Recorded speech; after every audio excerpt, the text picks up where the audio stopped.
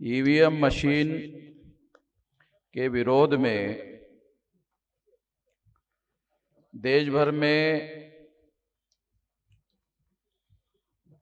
आंदोलन शुरू हो रहा है और आज ईवीएम मशीन और उसके विरोध का जो आंदोलन है वो एक नेशनल इशू हो गया है, राष्ट्रीय इशू हो गया है। और ये इशू आने वाले समय में, बहुत लंबा समय नहीं है चुनाव को, 2024 का चुनाव कुछ ही दिन में घोषित हो सकता है। इसलिए इस आंदोलन को बहुत जल्दी से जल्दी सारे देश भर में फैलाने की जरूरत है। हम लोग इस काम के लिए लगे हुए हैं। 2014 को जब मैंने ईवीएम के विरोध में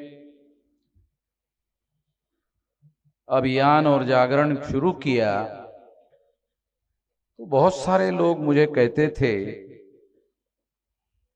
ये वामन मेश्राम तो सेंसिबल आदमी है, ये ईवीएम के विरोध में, वोटों की चोरी ईवीएम के द्वारा हो रही है, ऐसे कह रहे हैं। ये बात गलत है, ऐसा लोग मुझे कहते थे। मगर आज ईवीएम मशीन के द्वारा वोटों की चोरी हो रही है, ये बात सारे देश के लोगों को समझ में आ गई है। इसलिए मुझे बहुत ज्यादा खुशी हो गई है कि अब ये जनता का प्रश्न हो गया है, जनता का इशू हो गया है, ये जनता की लड़ाई हो गई है। ये लड़ाई अब मेरी नहीं रही है, मैं यही चाहता था। ये लड़ाई जनता की होनी चाहिए। और उससे भी बड़ी खुशी की बात यह है कि कोई ऐसा संगठन नहीं है SC ST OBC माइनॉरिटी का देश में आज के तारीख में कोई ऐसा संगठन नहीं है जो ईवीएम के समर्थन में है। सारे के सारे लोग ईवीएम के विरोध में हैं। ये बात भी हम लोगों को ठीक से समझना होगा। दूसरी और एक बात, बहुत सारे लोग SC ST OBC के बहुत सारे लोग बीजेपी को वोट देते हैं। वो लोग भी मेरे पास आते हैं जो बीजेपी को वोट देते हैं, वो मुझे कहते कि हम भी ईवीएम के विरोध में हैं। तो मैं उनको कहता हूं मेरे पास आकर क्यों बोल रहे हो, अकेले में मेरे पास आकर क्यों बोल रहे हो? तुम जो विरोध कर रहे हो मुझे बता रहे हो, मुझे मालूम हो रहा है कि तुम विरोध कर रहे हो बीजेपी के अंदर समर्थन में, तो कम से कम सोशल मीडिया में लिखो। अखबार में अगर छपकर नहीं आता है, टीवी में छपकर नहीं आता है, तो सोशल मीडिया में लिखो। साथियों, ये बात मैं आप लोगों को इसलिए बता रहा हूं क्योंकि ईवीएम जो मुद्दा है ये आज नेशनल इशू हो गया है। क्यों हो गया? हम लोग संविधान बचाने की बातें करते रहते हैं। ये संविधान खतरे में है, वो तो बहुत बड़ी बात है, खतरे में है। मगर मैं आपको बताना चाहता हूं,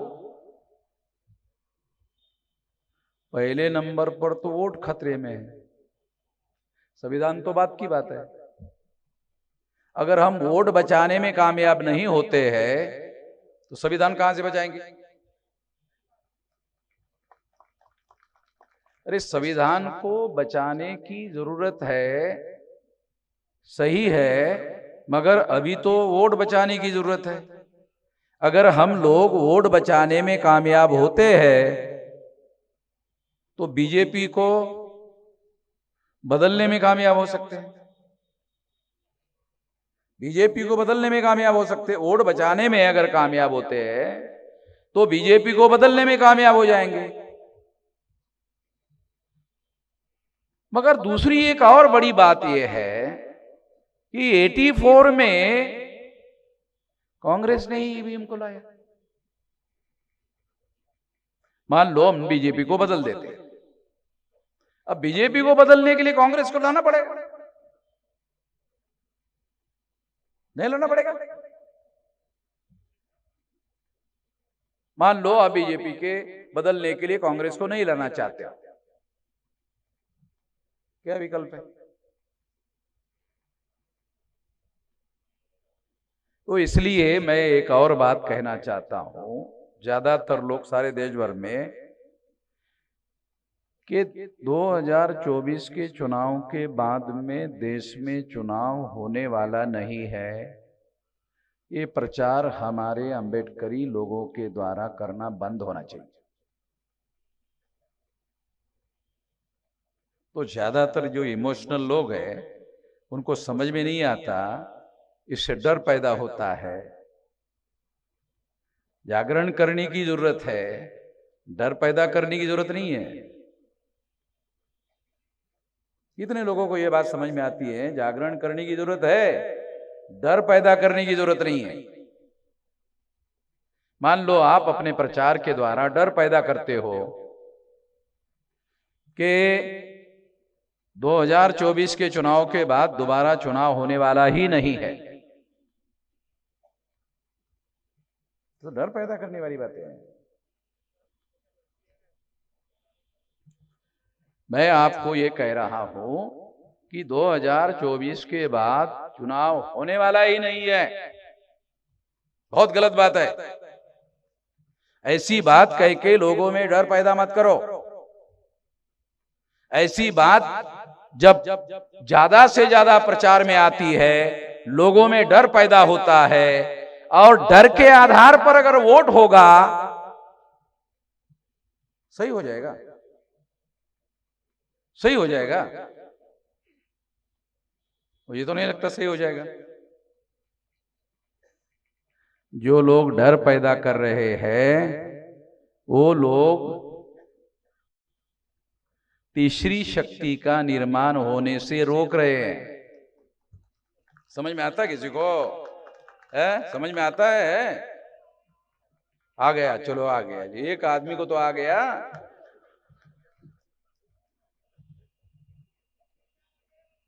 तो मैं आप लोगों को ये बताना चाहता हूं कि कोई भी प्लान बनाकर, योजना बनाकर जब देश में अभियान चलाया जाता है तो उसके पीछे कैलकुलेशन होता है। वो कैलकुलेशन ये होता है कि ये लोग इसका, बीजेपी का तो विरोध कर रहे हैं, मेरे को ही मिलना चाहिए, ये कैलकुलेशन है। हमारा कैलकुलेशन क्या है? जो बहुजनवादी लोगों का कैलकुलेशन क्या है कि नहीं, ऐसा नहीं होना चाहिए। अगर ऐसा नहीं होना चाहिए, ये हमारा कैलकुलेशन है, तो हम सोचते हैं डर पैदा नहीं करना चाहिए। विवेक से वोट होना चाहिए, जागरण से वोट होना चाहिए, डर के आधार पर वोट नहीं होना चाहिए। डर के आधार पर वोट होगा, बदलाव नहीं होगा, परिवर्तन नहीं होगा,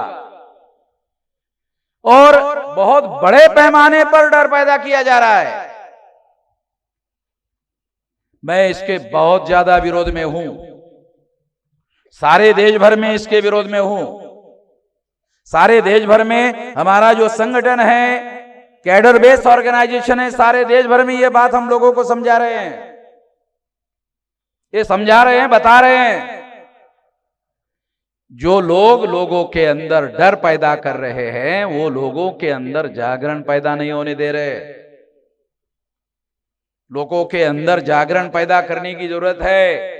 जागरण से विकल्प खड़ा होगा, जागरण से अल्टरनेटिव खड़ा होगा,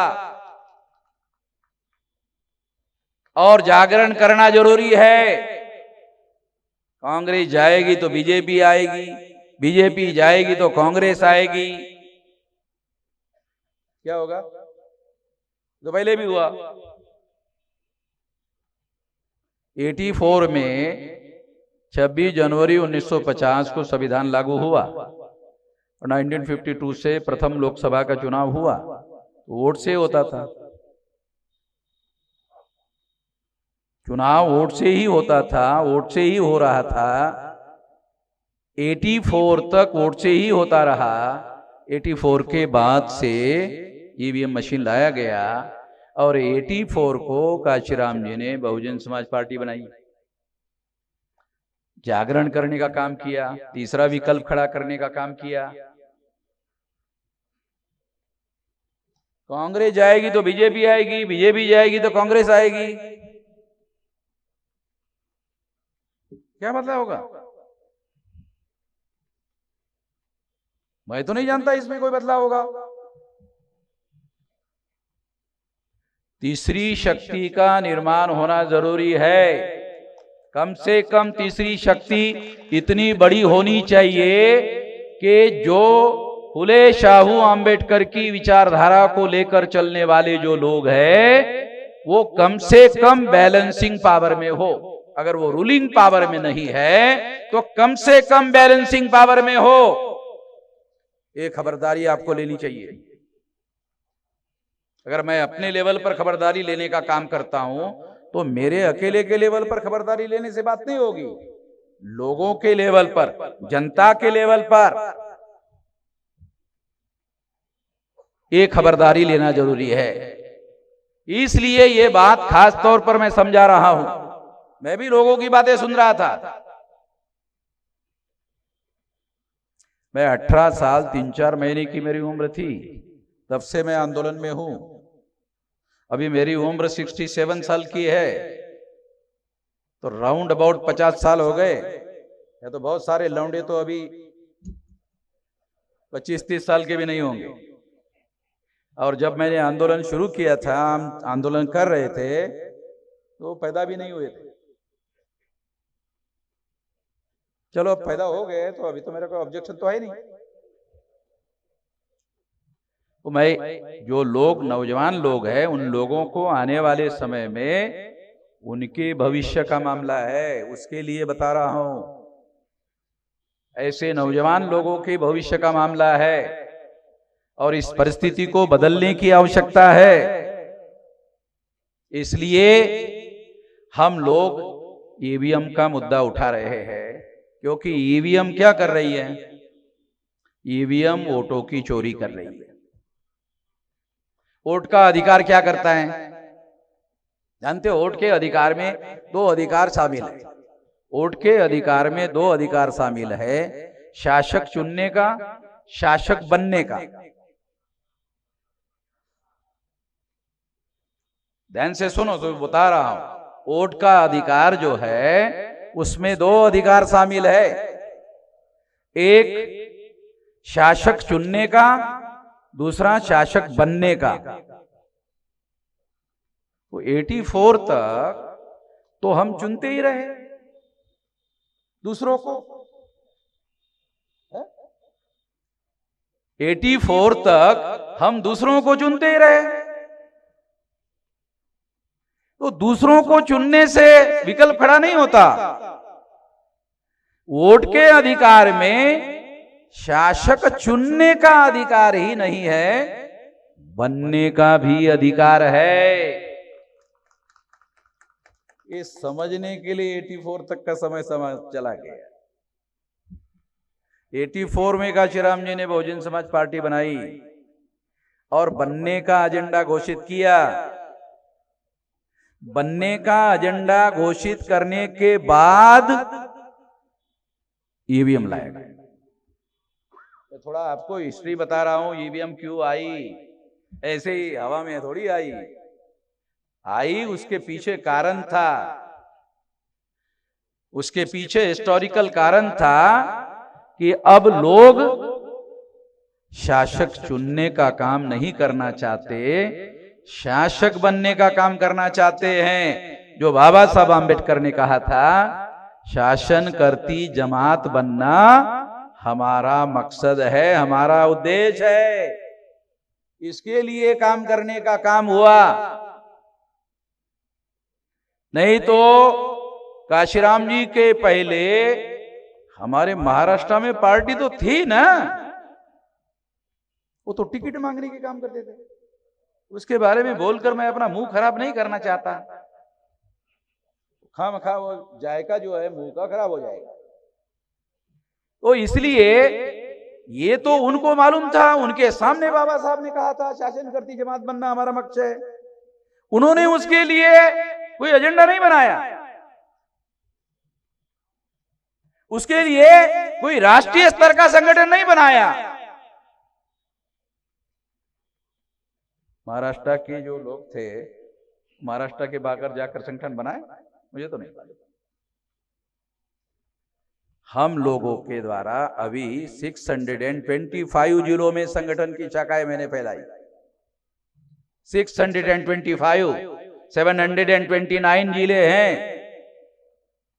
नॉर्थ ईस्ट रीजन के 4 स्टेट अगर छोड़ दिए जाए तो 729 जिले हैं। उसमें से फुले शाहू अंबेडकर की विचारधारा को मानने वाले जो लोग हैं, एससी, एसटी, ओबीसी, कुछ लोग हमारे अंबेडकरी लोग ये भी कहते हैं, क्या कहते हैं, ओबीसी के बंधुओं, हम जागृत हो गए हैं, आप कुछ कर नहीं रहे हो। अरे तो अंबेडकरी लोगों का काम है भाई, ये काम तुम्हारा है, उनका नहीं है, तुम्हारा है। जिसको अकल आएगी वही ना अकल बांटेगा, जिसको समझदारी आई वही ना समझदारी बांटेगा, जिसको समझ में आएगा वही ना समझदार बनाएगा। कोई भी कैसे बनाएगा, वो अपने आप कैसे बनेगा। तो ये जो बातें हैं, ये जो अंबेडकराइट लोगों का काम है, वो काम अंबेडकराइट दूसरे लोगों के ऊपर नहीं छोड़ सकते। ये आप करो, अरे क्यों दूसरे क्यों करे, हम क्यों नहीं करे। ये बात काशीराम जी ने 84 से इस एजेंडे को बना के काम किया। ये करने की जरूरत है। इसलिए केवल दूसरे लोगों को कहने अरे तुम करो, ये बात भी गलत है। नागपुर के जो लोग हैं, ये तो सारे देश के लोगों को, ये जो बहुजन है, बहुजन का क्या मतलब है? केवल अंबेडकरी बहुजन होता है क्या है? अगर अंबेडकरी ही बहुजन होता तो फिर अंबेडकरी शब्द के लिए बहुजन दूसरा शब्द काय के लिए आया? अंबेडकरी रहना चाहिए था, बहुजन काय के लिए लाया गया? बहुजन लाया गया, इसका मतलब यह है कि अंबेडकरी से आगे अब इसको बढ़ोतरी करने की जरूरत है, बहुजन लोगों तक ले जाने की जरूरत है। शेड्यूल कास्ट के लोग 15%, शेड्यूल ट्राइब के लोग 7.5%, 22.5%, 52% लोग ओबीसी, कितने हो गए? 74.5%। 10-12% लोग अगर ये माइनॉरिटी मान लो, हो गए 85%। तो 85% की बात काशीराम जी ने कही। ये काल्पनिक बातें नहीं बता रहा हूं। तो अंबेडकरी का क्या मतलब है? नागपुर के लोगों को बताने की जरूरत नहीं अंबेडकरी का क्या मतलब होता है। अंबेडकरी का मतलब है एक लिमिटेड, उतने लिमिटेड लोगों से इंदौरा में चुनकर ला सकते, दूसरी छोड़ो, है? बुरा लगेगा। इंदौरा में ला सकते? अरे जहां हमारी संख्या का अनुपात ज्यादा है वहां भी नहीं ला सकते। तो कोई कैलकुलेशन, कोई समझदारी की बात तो होनी चाहिए ना। जब हम समझदारी की बात करेंगे और बहुमत को जगाने की कोशिश करेंगे, उसके बाद बहुजन बनेगा। जो बहुमत वाले लोग हैं उसको जगाने का काम करके उसका जनमत बनाना पड़ेगा। वो जनमत जब आप बनाओगे उससे संगठित शक्ति का निर्माण होगा, उससे निर्माण हुई संगठित शक्ति से फुले शाहू अंबेडकर की विचारधारा के आधार पर बदलाव होगा। ये करना होगा। ये करने के लिए संगठित प्रयास की जरूरत है। इसलिए लिमिटेड लोगों के समर्थन से बड़ा बदलाव होने वाला नहीं है। जो हम चाहते हैं बड़ा बदलाव, वो लिमिटेड लोगों के समर्थन से होने वाला नहीं है। हमें बहुमत वाले जो लोग हैं उन लोगों को तैयार करना होगा और वैचारिक रूप से तैयार करना होगा। उनको फुले शाहू अंबेडकर की विचारधारा से तैयार करना होगा और उसके आधार पर बहुजनों का आंदोलन निर्माण करना होगा और उसके आधार पर बदलाव होगा। जो बदलाव हम चाहते हैं वो करना होगा। इसके लिए सारे देश भर में संगठित शक्ति का निर्माण करना होगा और लोगों को जो अंबेडकरी कहते हैं उनको मानसिकता से बहुजन बनाना होगा। उनको बहुजनों को तैयार करने के लिए मानसिक रूप से तैयार करना होगा। जो जागृत है वही दूसरों को तैयार करने का काम कर सकते हैं। ये मौलिक बात हमको समझना होगा। इसको समझकर ही हम आगे बढ़ सकते हैं। इसलिए साथियों, मैं आप लोगों को जो बातें कह रहा हूं वो आप लोगों को कोई ब्लेम वगैरह देने के लिए नहीं कह रहा हूं। मैं आप लोगों को जिम्मेदारी का एहसास करने के लिए बता रहा हूं। ये हमारी जिम्मेदारी है, ये काम करना होगा। अगर ये काम हम करते हैं तो जो आप बदलाव चाहते हो वो होगा। ऐसा नहीं कि नहीं होगा। ये बात पर मैं यकीन नहीं करता हूं कि बदलाव नहीं होगा। होगा, मगर कुछ भी करने से कुछ भी नहीं होगा। कुछ भी करने से कुछ भी नहीं होगा। किसी भी बदलाव को लाने के लिए बाकायदा एक सोच होती है, उसका प्लान बनाना पड़ता है, प्लान को कन्वर्ट इनटू एक्शन करना पड़ता है, एक्शन को समाज में लागू करना पड़ता है, तो अब जाकर होता है। 50 साल से ये काम में लगा हुआ हूं। इसके लिए इतना बड़ा सारे देश भर में संगठित शक्ति का निर्माण किया। अब मैदान में उतरे हैं। अभी हम मैदान में उतरे, ज्यादा समय नहीं लगेगा। 2030 तक कोई जिला नहीं रहेगा, इससे भी बड़ी बड़ी रैलियां होगी। केवल नागपुर में नहीं, इससे भी बड़ी बड़ी रैलियां होगी, देश भर में होगी। मैं केवल नागपुर की बात नहीं कर रहा हूं और ये बात मैं कह नहीं रहा हूं, कर रहा हूं।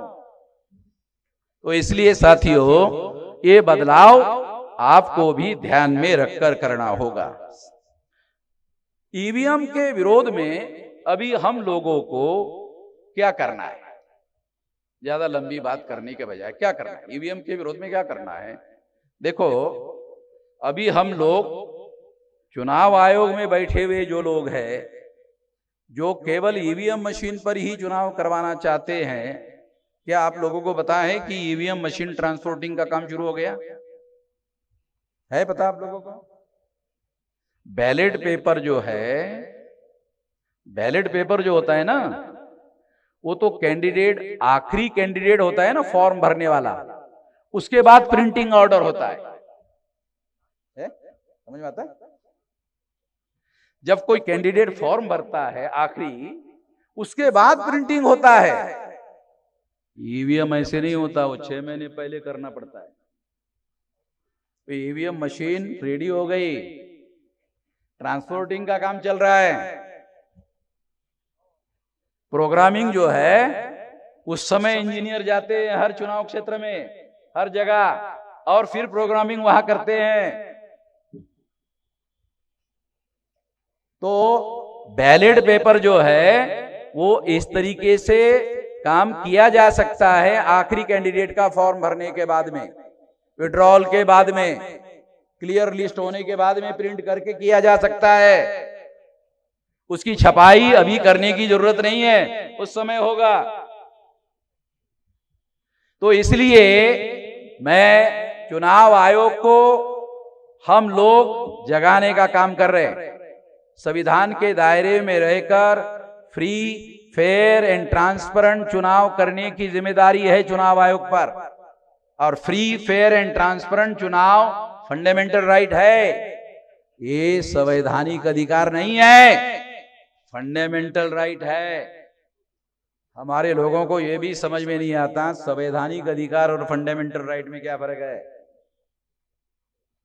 ये फंडामेंटल राइट है, केवल संवैधानिक अधिकार नहीं है।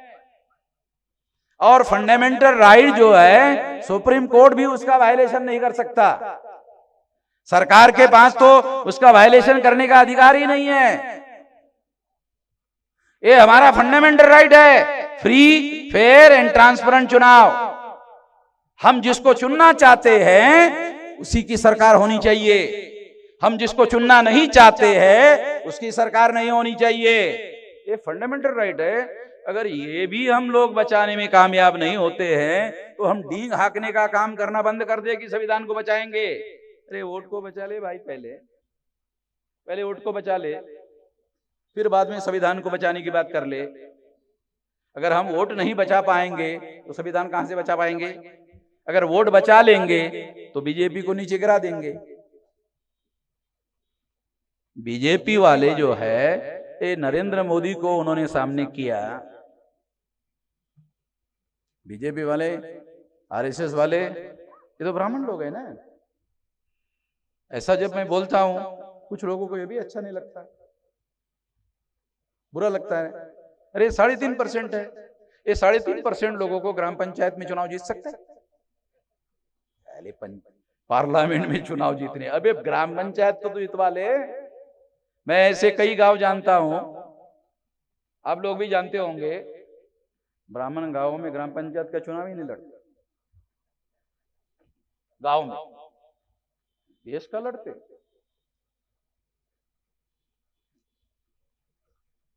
ये 3.5% लोग ग्राम पंचायत में पंच और सरपंच नहीं चुनवा सकते, वो देश के पंचायत में प्रधानमंत्री नॉमिनेट कर रहे हैं। ये Narendra Modi nominated prime minister है। बहुत लोग डरते हैं मोदी को। मैं तो ये ऐलानिए कहता हूं कि नरेंद्र मोदी ये रियल प्राइम मिनिस्टर नहीं है, ये नॉमिनेटेड प्राइम मिनिस्टर है। कितने लोगों को रियल रिप्रेजेंटेशन और नॉमिनेटेड रिप्रेजेंटेशन समझ में आता है।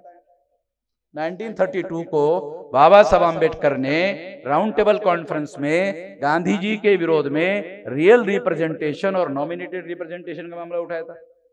रिकॉर्डेड बातें बोल रहा हूं, रिकॉर्ड में है अभी भी। तो हम लोगों को रियल रिप्रेजेंटेशन चाहिए। नरेंद्र मोदी नॉमिनेटेड रिप्रेजेंटेटिव है, ये नॉमिनेटेड प्राइम मिनिस्टर है। और नॉमिनेटेड प्राइम मिनिस्टर है तो सबूत क्या है। ओबीसी का प्रधानमंत्री ओबीसी की गिनती नहीं कर रहा है, साली कुत्ते की कर रहा है, बिल्ली की कर रहा है, जानवर की कर रहा है, ओबीसी की नहीं कर रहा है। और प्रचार क्या करते हैं, मैं ओबीसी का हूं इसलिए मेरे को गाली देते हैं, ये करते हैं, वो करते हैं। अरे तू ओबीसी का है, ओबीसी की तो गिनती कर ले। कुत्ते बिल्ली की गिनती करवा रहा है, ओबीसी की तो गिनती कर ले। अगर ओबीसी की भी गिनती नहीं करता है तो इससे बड़ा क्या एविडेंस है कि Narendra Modi nominated prime minister है। इसका मतलब है नॉमिनेटेड प्राइम मिनिस्टर का मतलब है पावर कुछ और लोगों के हाथ में है। चेहरे के तौर पर नरेंद्र मोदी को सामने रखा गया है। वो इसलिए सामने रखा गया है क्योंकि वो 52% लोगों का प्रतिनिधि है। ओबीसी का है, ओबीसी का है कहते रहता ना, तो ओबीसी को तो 52% लोग कहते हैं। तो आरएसएस के लोगों ने प्लान बनाकर, उनको मालूम है हम तो 3.5% लोग हैं, इसलिए 52% आदमी को सामने किया। ओबीसी की जाति आधारित गिनती का और उस मुद्दे पर कई बार मैंने भारत बंद करवाया, हमने कई बार इस इश्यू को उठाया। इसको काउंटर करने के लिए आरएसएस ने नरेंद्र मोदी को लाया। अब ओबीसी के आदमी को लगता है कि हमारा ओबीसी का आदमी प्रधानमंत्री हो गया, अब गिनती की क्या जरूरत है। ये राजनीति समझने की जरूरत है, ये राजनीति समझने की जरूरत है।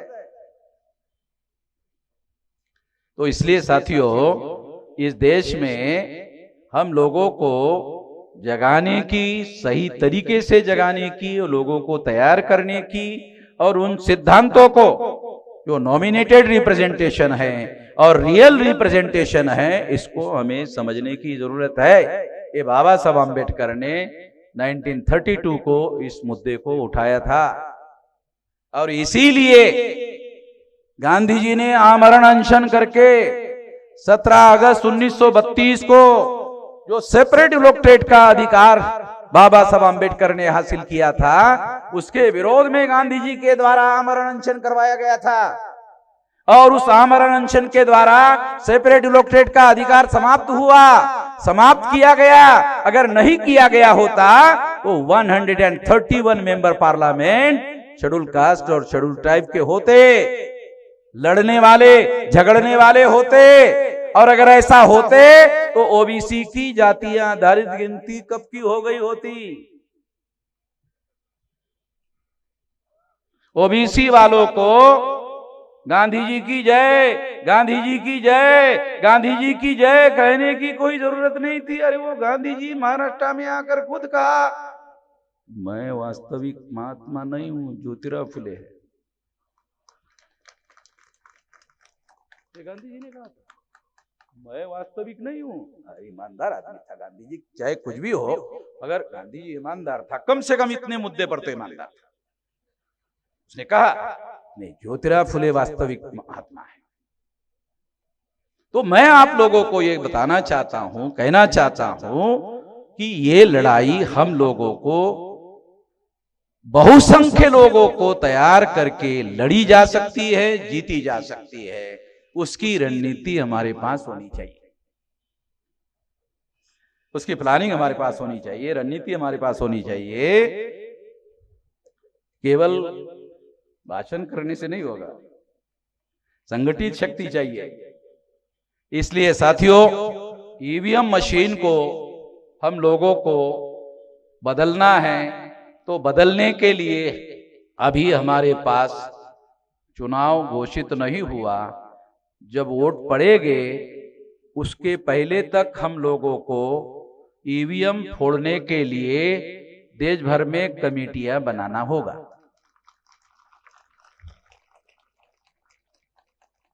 तो कुछ लोग वो ऐसा बोलेंगे, आखिरी बात कह रहा हूं, कुछ लोग बोलेंगे नहीं इससे तो जेल हो जाएगा। तो संविधान बचाने की बात करने वाले जेल में जाने के लिए डर रहे हैं, डर रहे हैं। तो मैं तो बाकायदा गुजरात की जेल में जाकर वापस आया हूं, उसके बाद बोल रहा हूं। ऐसे थोड़े केवल आप ही को सलाह दे रहा, गुजरात के जेल में जाके आया। नरेंद्र मोदी के गुजरात में जेल में जाके आया। तो संविधान बचाने के लिए हमको जेल में जाना होगा, मगर मैं कहता हूं वोट को बचाने के लिए जेल में जाने के लिए अगर तैयार हो जाओ तो संविधान बच जाएगा। वोट को बचाने के लिए जेल में जाने के लिए तैयार होना होगा, और उसके लिए क्या करना होगा? अगर हमारे जागरण से चुनाव आयोग नहीं जागा और बैलेट पेपर नहीं माना तो चुनाव तो होगा, ईवीएम से होगा, होने दो, ये तो चुनाव तो होगा। जैसे हमारे कुछ साथियों ने कहा कि फिर भी वोट डालने के लिए जाना होगा, हाँ मैं भी कह रहा हूं जाना होगा। नहीं जाओगे तो फोड़ोगे कैसे? जाना पड़ेगा अंदर, तब ना फोड़ेंगे, अंदर जाना पड़ेगा। मैंने दिल्ली में कहा फोड़ेंगे, तो चुनाव आयोग ने ईवीएम में कोई गड़बड़ी नहीं है, मैंने मेरे पोस्ट में लिखा फोड़ेंगे, उसके नीचे लेटर लिख दिया। वो कांग्रेस वाले जो लोग हैं, उसका महासचिव है सुब्रमण्यम स्वामी, तो वो सुब्रमण्यम स्वामी बीजेपी वाला, तो कांग्रेस का महासचिव है, उसने लेटर लिखा चुनाव आयोग को, बातचीत करने के लिए समय दो। आप लोगों ने खबर पड़ा होगा कि बातचीत करने के लिए समय दो, चुनाव आयोग ने समय नहीं दिया, बातचीत करने के लिए समय नहीं दिया। तो कांग्रेस ने, उसके महासचिव ने क्या कहा? दूसरी चिट्ठी लिखा, बातचीत करने के लिए समय दो। अरे क्या बेवकूफी है भाई, तेरे को एक बार इतने महीने से, सितंबर से तुम समय मांग रहे हो, दे नहीं रहा, रिजेक्ट भी करने वाला लेटर भेजा, दोबारा परमिशन मांग रहे हो कि बोलने के लिए समय दो। अरे हमारे जैसा कांग्रेस के लोग मैदान में उतर जाए, कांग्रेस के लोग मैदान में नहीं उतर रहे। तुम लोग मैदान में उतरो, तुम लोग मैदान में उतर गए हो, उसका धन्यवाद देने के लिए कांग्रेस के आए थे, धन्यवाद देने के लिए आए थे। ये मैं तुम्हारा धन्यवाद करता हूं कि तुम मैदान में उतरे। अरे कांग्रेस मैदान में उतरने के लिए कोई आदेश दे नहीं रहा, कांग्रेस आंदोलन करने के लिए कोई आदेश दे नहीं रहा, ये कांग्रेस ऐसा क्यों कर रही है? पवार साहब को मैंने दिल्ली में बुलाया था, वो आए थे, क्योंकि पवार साहब तो ईवीएम लाने वालों में नहीं थे। अगर मान लो कल कांग्रेस वाले बोलेंगे कि ईवीएम गलत है, तो बीजेपी वाले क्या बोलेंगे? तुमने तो लाया था। कांग्रेस वालों की सारी समस्या हो जाती कि तुमने तो लाया था। अब जहां जहां भी कांग्रेस की सरकारें हैं, वहां वहां कम से कम रीजनल लेवल पर रिजोल्यूशन तो विधानसभा में पास करें, कम से कम विधानसभा में रिजोल्यूशन पास करें। ईवीएम लाने का विरोधी पार्टी के जो नेता हैं दिल्ली में, वो पार्लियामेंट में रिजोल्यूशन फेल हो जाए, रिजोल्यूशन तो रखे, बैलेट पेपर ला। कांग्रेस जो अपोजिशन पार्टी है सेंटर में, वो वहां प्रस्ताव रख सकती है, कॉन्स्टिट्यूशनल मैकेनिज्म है ना। ये गौतम जी, वो प्रस्ताव रख सकते हैं। वो फेल हो जाए तो बीजेपी एक्सपोज हो जाएगी, बीजेपी नंगी हो जाएगी जनता की नजर में। अब मुझे कांग्रेस को राजनीति सिखाना पड़ रहा है, मुझे भी शर्म आती है। कांग्रेस वाले लोग इतने कांग्रेस की 125 साल से ज्यादा मेरे ख्याल से समय हो गया, उनको हम क्या बताएं? वो सारे भारत वालों को राजनीति सिखा रहे, हम क्या सिखाएंगे उनको? मगर उनको निश्चित रूप से इसके विरोध में आंदोलन करना चाहिए। अरे सांसदीय आंदोलन करो, संसद के अंदर करो, मगर कांग्रेस ईवीएम के विरोध में सामूहिक एक्शन करते हुए दिख नहीं रही। हाँ, चिट्ठी लिख रही, कांग्रेस चिट्ठी लिख रही है, वो चिट्ठी रिजेक्ट हो रही है, दूसरी लिख रही है, आंदोलन नहीं कर। तो मैं कांग्रेस के लोगों को कहता हूं, अरे आप भी आंदोलन करो, हम भी अब मैदान में उतरे हैं, तुम भी उतरो। तुम अपोजिशन पार्टी के लोग हैं, अगर सड़कों पर उतरे तो हो सकता है बैलेट पेपर का निर्णय जल्दी हो जाए।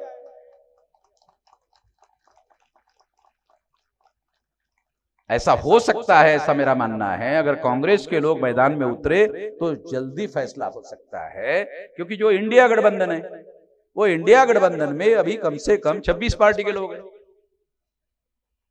अभी आने वाले समय में हो सकता है और बढ़ जाए। तो ये 26 पार्टी के लोग जो है, अगर ये मिलकर बैलेट पेपर की मांग करना शुरू कर दे,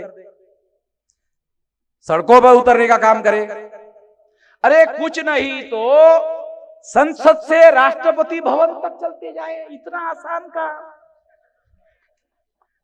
मतलब एक संसद की वहां इकट्ठा हो जाए, वहां चलते हुए जाए। अब इतना भी नहीं चल सकते,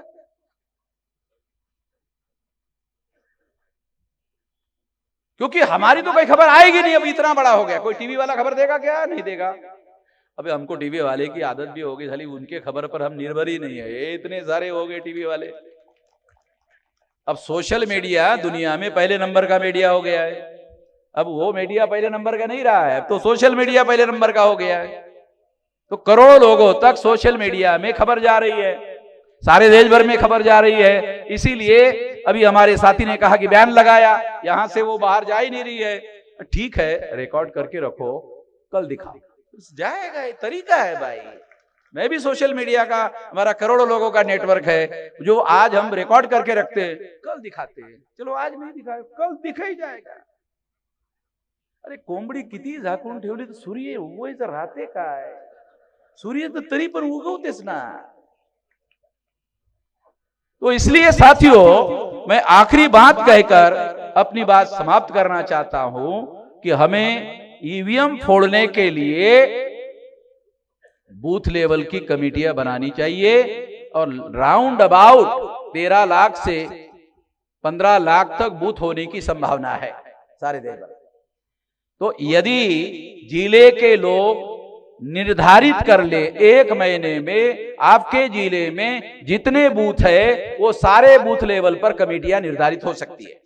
अगर सारे बूथ लेवल पर आप कमेटियां बना लेते हो तो आप ईवीएम फोड़ने के लिए वहां तैयार रहोगे। तो एक आदमी जाके फोड़ेगा तो चुनाव आयोग दूसरी मशीन लगाएगा, तो इसलिए 5 आदमी कम से कम कमेटी में होने चाहिए। अगर 5 बार फोड़ना पड़े तो 5 बार फोड़े।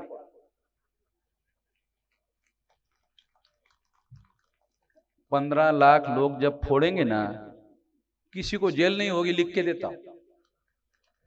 एक आदमी फोड़ेगा तो हो, 15 लाख आदमी फोड़ेंगे तो दे तो नेशनल एजेंडा हो गया। मैं आपको आंदोलन की रणनीति भी समझा रहा हूं कि अगर एक आदमी फोड़ेगा वो जेल में जा सकता है, 15 लाख लोग फोड़ेंगे कोई जेल में नहीं लेके जाएगा, उसी की बात मान लेंगे। अरे समझ में, आप लोगों की बात अगर मनवाना चाहते हो तो 15 लाख लोगों की कमेटियां बनाओ और फोड़ने के लिए तैयार करो। मैं जानता हूं ये बात कह रहा हूं, ईवीएम फोड़ना है तो मैं जानता हूं इलीगल है, तभी बोल रहा हूं। केवल फोड़ो ऐसा कहने से कहना भी गैर कानूनी है, मेरे खिलाफ एफआईआर हो सकता है। मैं फिर भी बोल रहा हूं, मैं जानता हूं वकील भैया गौतम साहब है ना, बराबर है ना, फोड़ो ये गैर कानूनी बात है, मैं जानता हूं गैर कानूनी है। अरे मैं संविधान को बचाने के लिए इतना भी काम ना करूं तो मुझे तो जेल में जाने के लिए तैयार हूं। मैं तो मैं आपको जेल में जाने के लिए कह रहा हूं, सलाह दे रहा हूं, पहले मैं ही जाने के लिए तैयार हूं, मैं ही जाने के लिए तैयार हूं। तो आप कमेटियां बनाओ और ये कमेटियां हम लोग तोड़ने के लिए फोड़ने के लिए बना रहे हैं, इसकी खबर चुनाव आयोग के पास जाती रहे। देखो चुनाव आयोग बैलेट पेपर पर आ जाए, ये सीक्रेट खबर जानी चाहिए चुनाव आयोग, भारत सरकार को, चुनाव आयोग को खबर जाने दो, बैलेट पेपर पर आ जाए, बैलेट पेपर चुनाव हो जाएगा। केवल मांग करने से बैलेट पेपर नहीं आएगा, ये जनता का आंदोलन खड़ा करना होगा और इसके लिए फोड़ने के लिए तैयार रहना होगा। फोड़ने वाली कमेटियां बनाओ, अभी नहीं फोड़ना है, 3 दिन पहले बताऊंगा कैसे फोड़ना है, अभी तो कमेटियां बनाओ। देखो समझ रहे हो ना, ये लड़ाई लड़ने का भी कोई हुनर होता है कि नहीं, आंदोलन करने का भी कोई हुनर है भाई, ऐसे थोड़ी होता है। 3 दिन पहले बताएंगे, हो सकता है 4 दिन पहले ही बैलेट पेपर आ जाए। लड़ाई लड़ने का कोई हुनर होना चाहिए कि नहीं, ये बता रहा हूं। जब सारे देश के और भारत सरकार को, चुनाव आयोग को मालूम हो जाएगा 15 लाख कमेटियां बन गई, बोले चलो बैलेट पेपर ही कर लेते, नहीं करेंगे तो भी करना पड़ेगा। तो ये लड़ाई है, इस लड़ाई की रणनीति होनी चाहिए। जिस लड़ाई की रणनीति नहीं होती है वो लड़ाई न लड़ी जा सकती है न जीती जा सकती है। इस तरीके से हम ये लड़ाई जीत सकते हैं। तो ईवीएम मशीन फोड़ने के लिए फोड़ने वाली कमेटियां बनाओ, 3 दिन पहले फोड़ने की बात बोलूंगा, अभी से बोलने से भाप निकल जाएगी, मुंह से भाप निकालने का कोई मतलब नहीं है, मुंह के अंदर ही रहना चाहिए, भाप तो गर्मी रहेगी। तो इसलिए ये लड़ाई हमको लड़ना है और संविधान बचाने के लिए वोट का अधिकार बचाना होगा। वोट का अधिकार बचाएंगे तो बीजेपी को हरवाएंगे, तो पहले वोट का अधिकार बचाने के लिए हमें सारे देश भर में ईवीएम से अपने वोटों का बचाव करना है। इसके लिए आप अपने आप की तैयारी करो। इस कार्यक्रम के लिए इतनी भारी संख्या में आप लोग इकट्ठा हुए हो, सारे देश भर में हम लोग कर रहे हैं, सारे देश भर में यह कार्यक्रम चल रहा है। आपने मेरी बात ध्यान से सुनी, इसके लिए आभार, धन्यवाद।